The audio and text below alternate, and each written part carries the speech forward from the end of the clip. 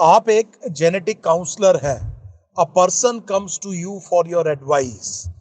तो brief facts ये हैं कि इस आदमी की जिसकी अभी शादी होने वाली है, इनके एक क्लोज रिलेटिव को ऑक्यूलोकुटेनियस एल्बिनिज्म है।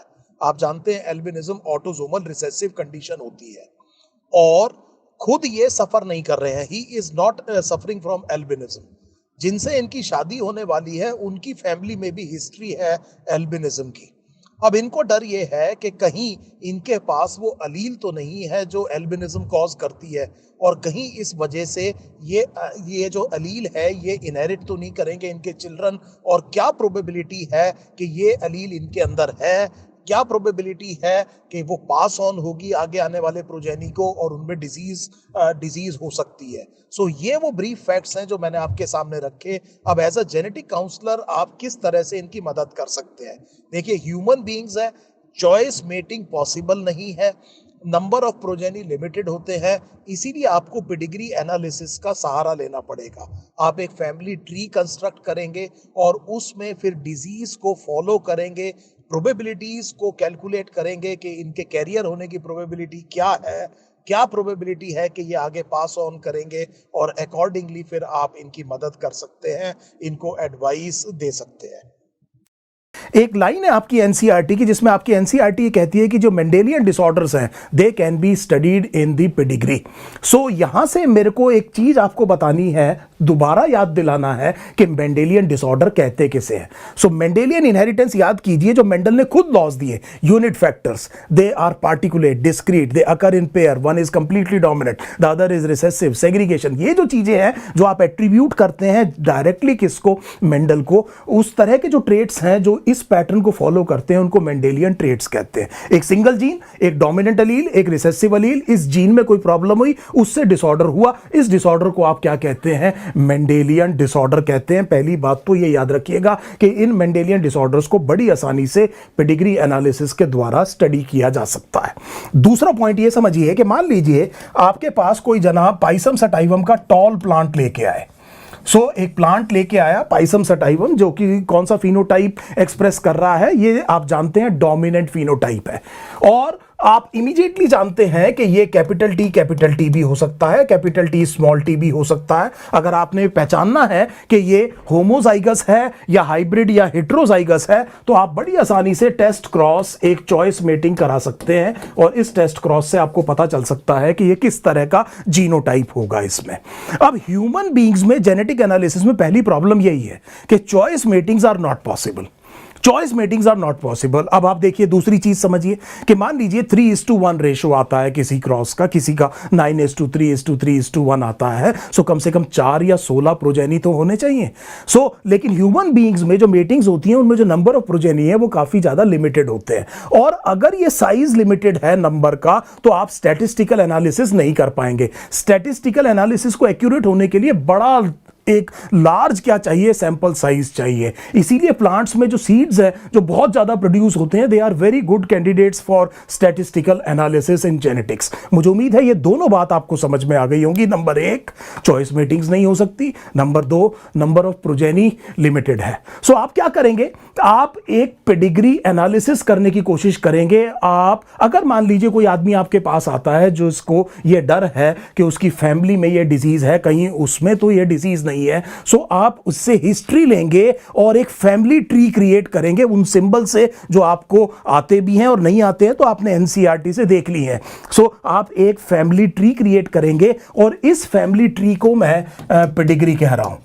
ये बात मुझे समझ में आ गई कि मैं पेडिग्री किसके लिए शब्द इस्तेमाल कर रहा हूं, फैमिली ट्री के। और जो चॉइस मेटिंग्स आप नहीं कर सकते, आप ये होप कर रहे हैं कि बाई चांस हो सकता है ये मेटिंग कहीं ना कहीं जो मैं ये हिस्ट्री इकट्ठी कर रहा हूं उसमें अपने आप हुई हो, और इस तरह की मीटिंग्स अगर हुई हैं तो इनको आप इंफॉर्मेटिव मीटिंग्स कहते हैं। इनसे आपको पता चलता है कि इस फैमिली में ये ट्रेट है कि नहीं है, और वहां से फिर आप ये प्रोबेबिलिटीज कैलकुलेट कर सकते हैं कि इस जो आदमी आपके पास आया है उसमें ये डिजीज अलील है कि नहीं है, क्या प्रोबेबिलिटी है, आगे इसके प्रोजेनी में इसके पास होने की क्या प्रोबेबिलिटी है। इन सारी चीजों को आप क्या कर सकते हैं, कैलकुलेट कर सकते हैं। मुझे उम्मीद है पेडिग्री एनालिसिस का आपको पर्पस समझ में में आ गया होगा। जहां से आप अपनी स्टडी शुरू करेंगे, मान लीजिए आपने कोई अफेक्टेड इंडिविजुअल आपको मिल गया पेडिग्री एनालिसिस में, उससे आपने अपना एनालिसिस शुरू किया, तो उसको आप इंडेक्स या प्रोबैंड केस कहते हैं। एक और चीज याद रखिएगा, नीट एंट्रेंस एग्जाम में आपसे ऑटोसोमल रिसेसिव,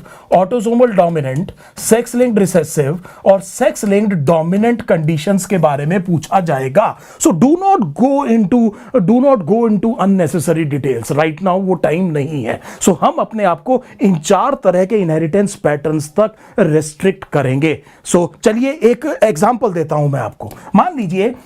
मान लीजिए एक मेल और फीमेल आपके पास आए, और जो मेल है लेट अस से उसको हम Y कह देते हैं, फीमेल है उसको X कह देते हैं। आप एक जेनेटिक एनालिस्ट हैं और Y आपसे ये कह रहा है कि इसके एक ब्रदर की डेथ हुई है ऑटोसोमल रिसेसिव लीथल कंडीशन से, for example sickle cell anaemia.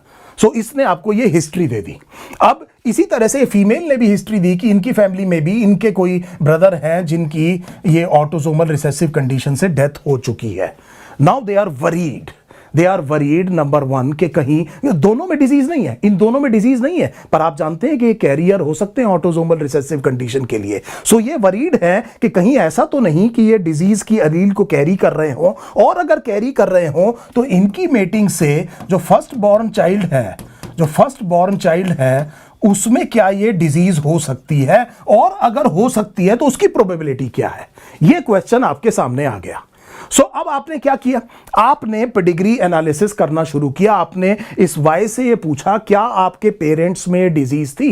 सो मान लीजिए पेरेंट्स कहते हैं कि ये Y आपको ये बताता है कि पेरेंट्स में डिजीज नहीं थी। सो पेरेंट्स में डिजीज नहीं थी तो आपको ये समझ में आ गया कि दोनों parents capital A small a होने चाहिए, तभी इसका ब्रदर ऑटोसोमल रिसेसिव कंडीशन जो कि स्मॉल a से प्रोड्यूस होगी उससे अफेक्टेड हुआ। और आपको यह भी समझ में आ गया कि Y is not small a Y small a नहीं हो सकता क्योंकि इसमें डिजीज नहीं है। इसका मतलब ये जो Y है इसका जीनोटाइप A' है।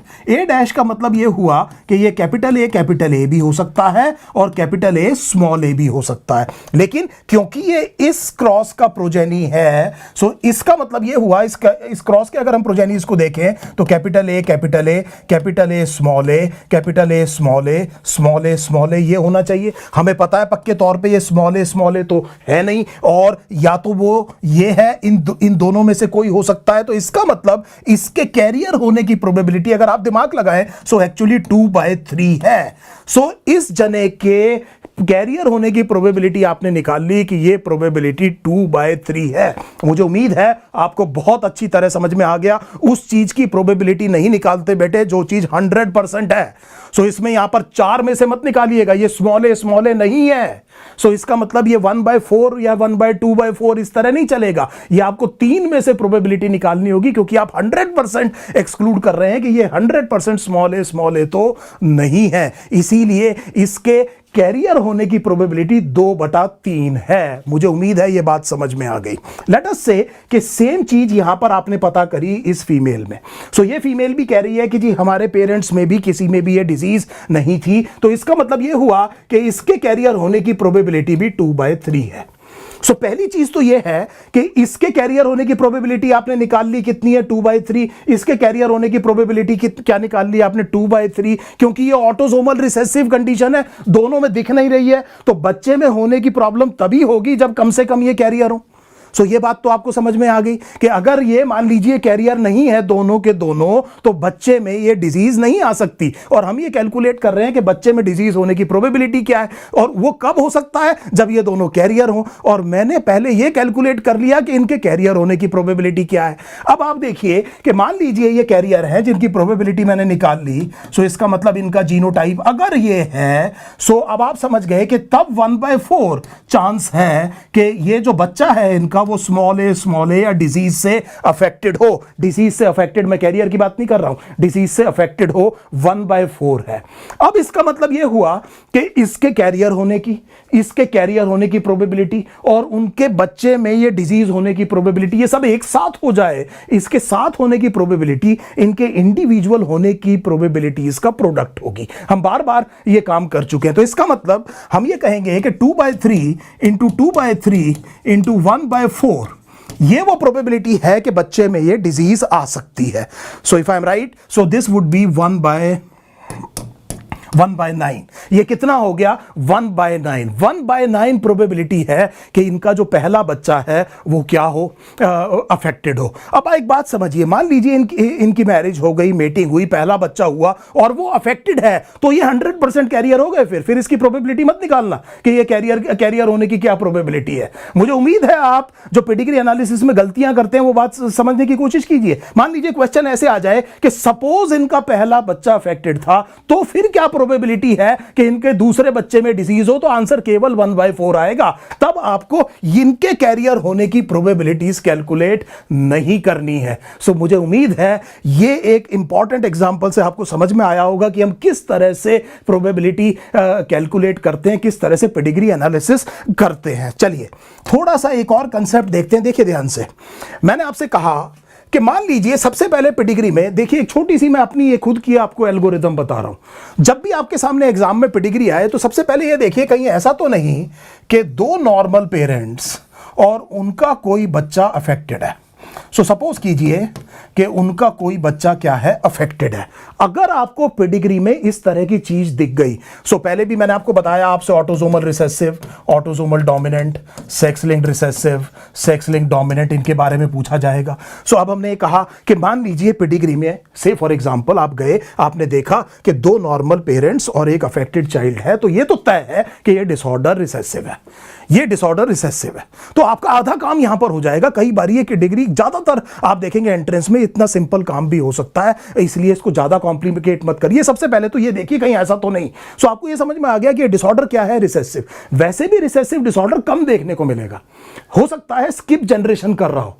डोमिनेंट डिसऑर्डर आपको ज्यादा इंडिविजुअल्स में हर एक जनरेशन में देखने को मिलेगा। तो अगर मान लीजिए किसी पेडिग्री में बहुत सारे इंडिविजुअल्स में डिजीज है, हर जनरेशन में डिजीज है, तो दिमाग में पहले ये बैठाइए कि शायद ये डिसऑर्डर क्या है, डोमिनेंट डिसऑर्डर है। और एक और बात बता दूं, एक पेडिग्री हो सकता है एक से ज्यादा तरीके से एक्सप्लेन हो रही हो, आपको मोस्ट एप्रोप्रिएट बताना है, आपको मोस्ट एप्रोप्रिएट बताना है। सो आपकी एनसीईआरटी में एक ऑटोसोमल डोमिनेंट कंडीशन की पेडिग्री दी हुई है और उन्होंने लिखा है कि मायोटोनिक डिस्ट्रॉफी है। सो वो ऑटोसोमल डोमिनेंट इनहेरिटेंस होता है मायोटोनिक डिस्ट्रॉफी का। अगर वो किसी और तरह से भी एक्सप्लेन हो रही है तो फिर वो मायोटोनिक डिस्ट्रॉफी की पेडिग्री नहीं होगी, क्योंकि मायोटोनिक डिस्ट्रॉफी का मोड ऑफ इनहेरिटेंस एक्चुअली क्या है, ऑटोसोमल डोमिनेंट है। कई बार ये दिया होता है पॉलीडेक्टाइली ऑटोसोमल डोमिनेंट कंडीशन है। अगर आपको दिया हुआ है पॉलीडेक्टाइली की पेडिग्री है तो फिर ये मत कैलकुलेट कीजिए अगर आपको पता है कि ये कंडीशन क्या होती है, ऑटोसोमल डोमिनेंट होती है। That is given.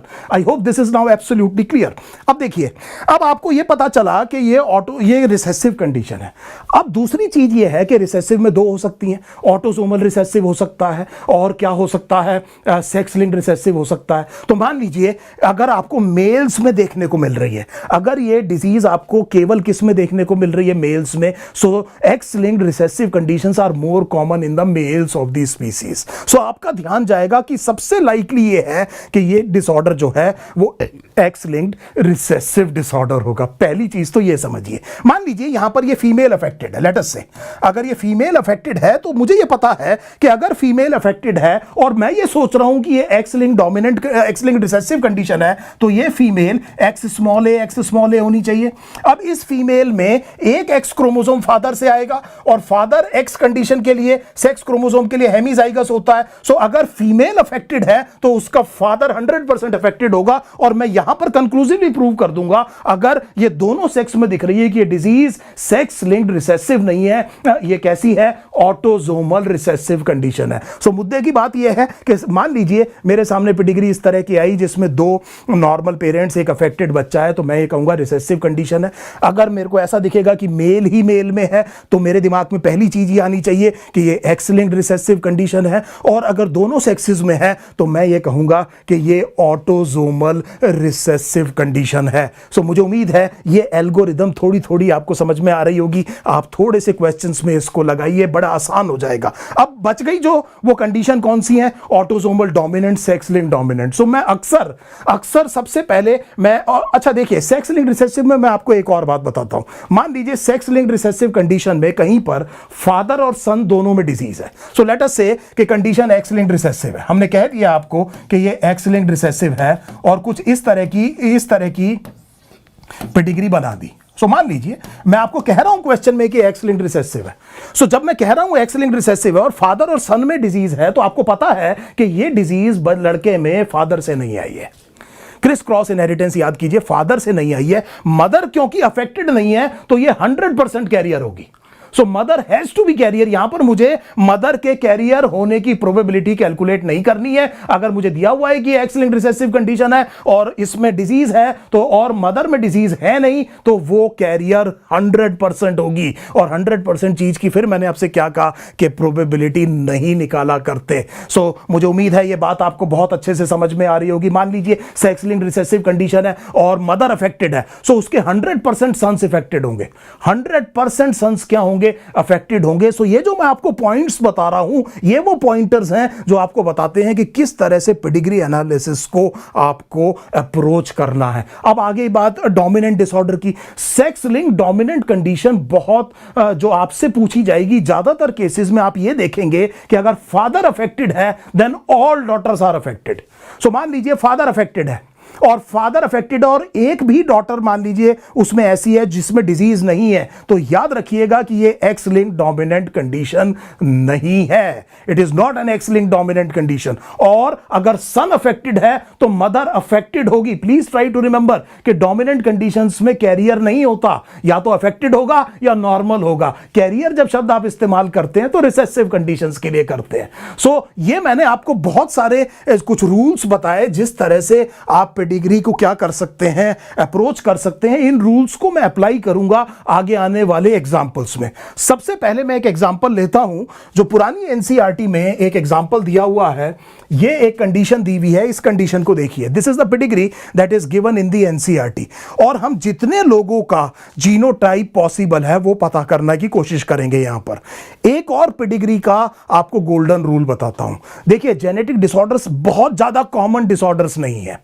इसका मतलब यह हुआ कि अगर किसी फैमिली में कोई जना बाहर से आ रहा है और आपके पास 100% एविडेंस नहीं है तो उसको पूरी तरह से नॉर्मल मान के चलिएगा। सो मान लीजिए मैं जो एल्बिनो नहीं हूं, so oculocutaneous albinism is an autosomal recessive condition. मैं एल्बिनो नहीं हूं, सो मैं कैपिटल ए भी हो सकता हूं, कैपिटल ए स्मॉल ए भी हो सकता हूं, लेकिन आप ये मान के चलेंगे कि मैं कैपिटल ए हूं अनलेस एंड अनटिल आपके पास कोई भी सॉलिड एविडेंस ना हो तो अदरवाइज आप ये मान के चलेंगे कि मैं कैपिटल ए हूं। इस तरह की आर्ग्यूमेंट काम नहीं करते कि आपकी क्लास में 50 बच्चे हैं और सारे कैपिटल ए स्मॉल ए है। सर हो तो सकता है, बिल्कुल हो सकता है, लेकिन रियल वर्ल्ड में ऐसा नहीं होता। This is what the pedigree analysis means. So unless and until you have concrete evidence, please take an individual absolutely normal who is coming into and marrying into the family. I hope this thing is absolutely clear. और अगर ऐसा नहीं है तो आपको question में दिया हुआ होगा कि मान के चलिए ये इंडिविजुअल जो बाहर से आ रहा है ये नॉर्मल है या कैरियर है, ये चीज दी हुई होगी। आपने बहुत कम लोग देखे होंगे ऑक्यूलोकुटेनियस एल्बिनिज्म से पीड़ित। मेरे को उम्मीद है ये बहुत इंपॉर्टेंट बात आपको समझ में आई होगी।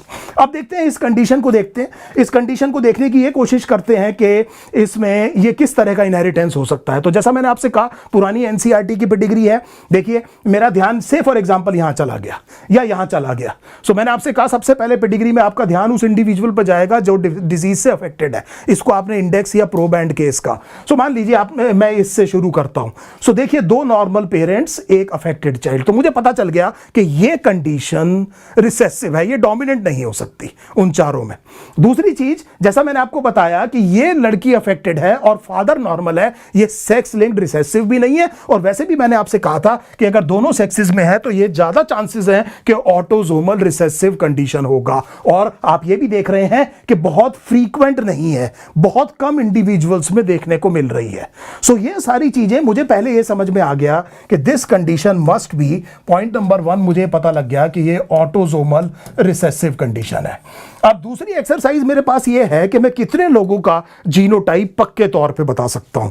तो एक तो ये मैं पक्के तौर पे बता सकता हूं कि ये कैपिटल स्मॉल ए है, क्योंकि ये अफेक्टेड है, ऑटोसोमल रिसेसिव कंडीशन है। 100% मुझे पता लग गया कि ये भी स्मॉल ए है। और ये जो स्मॉल ए है, सो ये दोनों जो पेरेंट्स हैं ये कैपिटल ए स्मॉल ए होने चाहिए, नहीं तो ये स्मॉल ए कैसे होगा। और अगर आप बड़े ध्यान से देखें यहां पर, अब ये इंडिविजुअल बाहर से आ रहा है, this female is coming into the family from the outside. लेकिन अभी मैंने आपसे कहा मेरे पास कंक्रीट एविडेंस है, इसीलिए मैं इस फीमेल को, मेरे को पक्के तौर पे पता है कि ये कैपिटल ए स्मॉल ए और ये मेल भी क्या है, कैपिटल ए स्मॉल ए है। मुझे उम्मीद है ये बात आपको समझ में आ गई। अब देखिए ये इंडिविजुअल भी बाहर से आ रहा है, ये इसके प्रोजेनी है, आपको पक्के तौर पे नहीं पता है कि ये कैपिटल ए स्मॉल ए होगा। सो इसलिए इस वाले को आप क्या लेके चलेंगे, कैपिटल ए लेके चलेंगे। लेकिन इस मेटिंग के इस प्रोजेनी के पास स्मॉल ए आई है, सो इसका मतलब ये अलील इस फैमिली से आ रही है और ये इंडिविजुअल कैपिटल ए स्मॉल ए है। सिमिलरली यहां पर भी मेरे पास डायरेक्ट एविडेंस नहीं है कि ये जो फीमेल बाहर से आ रही है ये कैरियर होगी। देखिए हो सकती है, लेकिन मैं आपको गोल्डन रूल बता रहा हूं, बाहर से आपके पास कंक्रीट एविडेंस नहीं है। सो आप एग्जाम में इसको कैपिटल ए और इसको क्या मान के चलेंगे, कैपिटल ए स्मॉल ए, क्योंकि यहां पर ये प्रोजेनी बन रहा है, यहां पर ये रिसेसिव अलील आई है। So that means 1 2 3 4 5 6 7 8 9 and 10 in individuals का आप क्या बता पाए हैं, जीनोटाइप बता पाए हैं। बाकी किसी के बारे में आप कुछ नहीं कह सकते। इतना जरूर कह सकते हैं कि सब में कैपिटल ए है और उसके आगे मुझे नहीं पता कि वो कैपिटल ए है या कैपिटल ए स्मॉल ए है। सो बाकी जितने भी बच गए इन 10 के अलावा उनका जीनोटाइप मैं ए डैश बता रहा हूं।